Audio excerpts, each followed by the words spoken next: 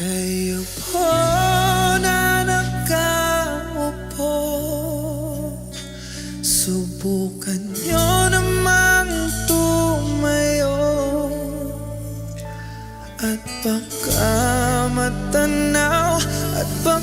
matanaw ninyo ang tunay na kalagayan ko.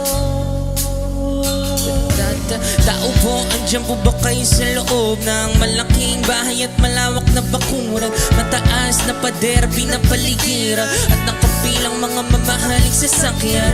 Mga bantay na laging bulong ng bulong, wala namang kasal pero marami ang nakabaro. Lumakas man ang ulan ay walang butas ang bubong. Mga plato't kutsaran, hindi kilala ang tutong at ang kanin ay simputi ng gatas na nasa kahonan. Kahit na hindi Pasko sa lamesa ay may hamonan. Sir, siguro manirahan sa bahay na ganyan. Sabi pa nila ay dito mo rin matatagpuan ang tao na nagmamay-ari ng isang upuan na pag may pagkakatao'y pinag-aagawan. Kaya naman hindi niya pinagkakawalan. Kung makikita ko lamang siya ay aking sisigawan. Kayo po na nakaupo, subukan nyo namang tumayo,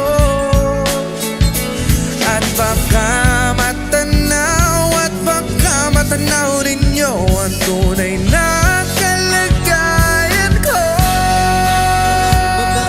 Mawalang galang na po sa tao nakaupo. Alam niyo bang bantakal ng bigas namin ay di puno? Ang dingding ng bahay namin ay pinagtagpig-tagping yero sa gabi. Sobrang init na tumutunaw ng yelo na di kayang bilhin upang ilagay sa inumin. Pinakulong tubig sa lumang takuring uling-uling. Gamit lang panggatong na inanod lamang sa estero na nagsisilbing kusina sa umaga yaming banyo. Ang aking inay na may kayamanang isang kalderon, nagagamit lang pag ang aking ama ay sumweldo. Pero kulang na kulang pa rin, ulam na tuyot kasi ang 50 pesos sa maghaboy pagkakasyahin. Di ko alam kung talagang maraming harang o mataas ng amba ko doon. Nagbubulag-bulagan lamang ho kayo dahil sa dami ng pera nyo. Walang doktor na makapagpapalinaw na mata nyo. Kaya huwag kang masyadong halata, bato-bato sa langit.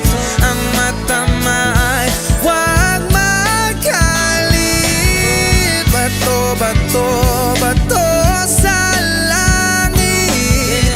Ang mata ay huwag masyadong halata, huwag kang masyadong halata, huwag kang masyadong halata.